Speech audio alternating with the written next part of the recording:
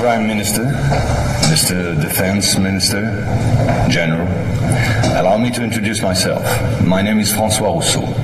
I'm in charge of an informal research group, which does not appear in your organization charts. Our president, to whom I personally and exclusively refer, thought it useful, if not necessary, that I clarify for you a certain number of issues. You think that as initiates you're better informed than most people. Allow me to doubt it. At this very moment, things are taking place. They are somehow serious enough for the informations and documents that I kept for you be revealed to you now. In a word, a manipulative operation unparalleled to this day on a planetary scale is being implemented and will be the final subject of my talk. As regards our era, everything in reality started just before World War II. Hitler had broken certain taboos, such as taking recourse to occultism and secret societies. The Ahnenerbe, a Nazi organization assigned with, among other things, archaeological and anthropological research, found this during an expedition to Afghanistan.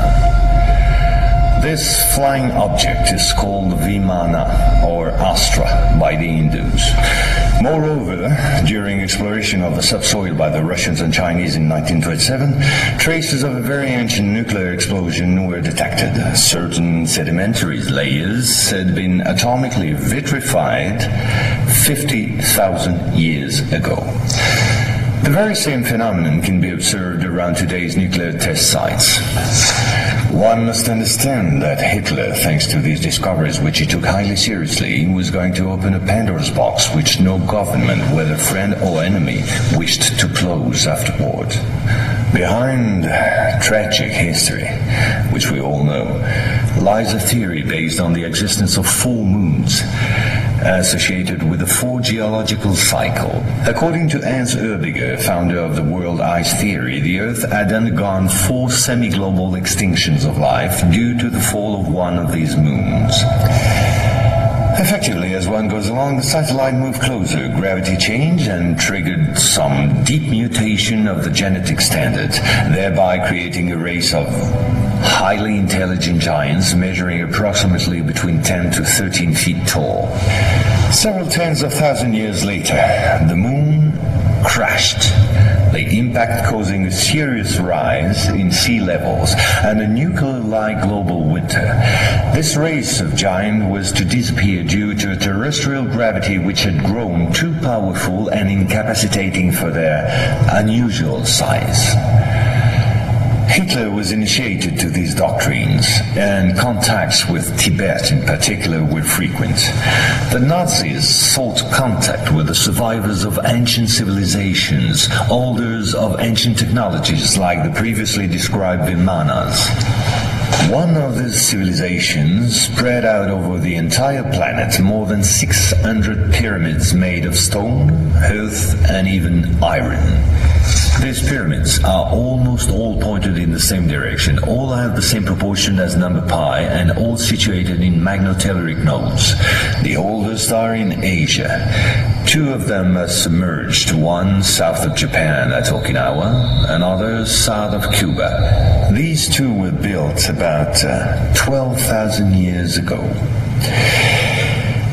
I began by this more archaeological reminder for this reason. Our civilization is the 4th of the cycle which I described previously. Yes, I know that might well hurt our pride. We're neither the first nor the last. One must understand that the study and understanding of several recovered prototypes were the absolute priority to ensure Nazis' domination over the skies. The Allies, in parallel, focused on mastering atom and creating the first nuclear bombs. These secret bases were the center of all research supervised by the Nazis. In one of these bases worked Victor Schauberger, father of the Nazis' UFOs. Schauberger headed the Vril Society in charge of anti-gravitational research. He died in 1958 in Texas, while working under protection of the United States on the improvement of his own flying saucers, which have since become American. You will quickly understand that 70% of unexplained aerial phenomena are human in origin and in no way extraterrestrial. Once World War II was over and Nazi technology had been systematically plundered by both Americans and Russians, the first challenge was to carry on and even complete the Nazis' research in great secrecy. The program, called Project Rainbow, especially known for the Philadelphia experiment, was the immediate proof. Mathematician von Neumann, who collaborated with Albert Einstein and Nikola Tesla on behalf of the Navy, succeeded in accidentally teleporting a Cannon-class destroyer escort, the USS Eldridge. These photos, supplied by Morris K. Jessup before his suspicious death, are rare testimonies for this unique experiment. In the same time, the first Indo-Aryan technology prototype trials did not go by unnoticed. The military had come up with a more efficient parade than secrecy. At about the same period, Kenneth Arnold, U.S. Air Force pilot and CIA agent, launched the greatest operation in manipulation ever concerning the existence of UFOs. Making people believe they didn't exist was not the right solution and clearly insufficient. Discrediting enemies and frightening the population by systematic misinformation proved far more efficient. UFOs and parahuman belong henceforth to the movies, television, and collective paranoia, and not to the realm of scientists, as it should have been the case. In May 1947, the American Secret Services discovered the existence of an ancient terrestrial UFO secretly recovered by the Russians, which had crashed into the Altai Mountains along their border with Mongolia. Tension between the two blocs immediately rose a serious notch. The discovery was spectacular, and so not to lose face, the Pentagon, in tandem with the CIA, decided to tell lies and imagine a huge bluff to convince both the Russians and the world at large that they too recovered an UFO in Roswell in July 1947. Of course, it wasn't true, but the bluff worked all the same. In February 1949, just after the so-called Roswell incident, an UFO was photographed and filmed in Antarctica. It was the first photo of this type of a cigar-shaped object.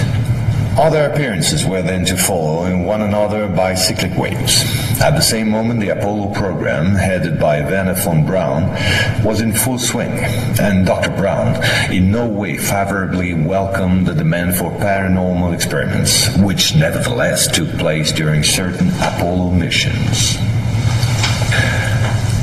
This is the last known experiment on psychic and telepathic amplification, as well as detection of citron particles emitted by the yogi towards the Apollo capsule.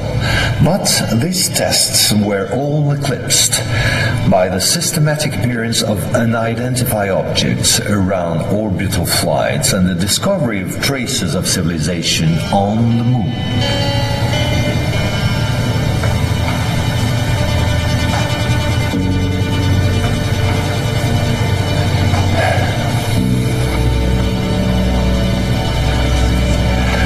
NASA had to face an avalanche of data and embarrassing proofs. The only solution was to put everything under the cloak of defense secret. In 1971, the Jason Directive set up a special retouching service whose purpose was to erase all signs of civilizations or ruins on the moon, especially in those photos intended for the general public and the press.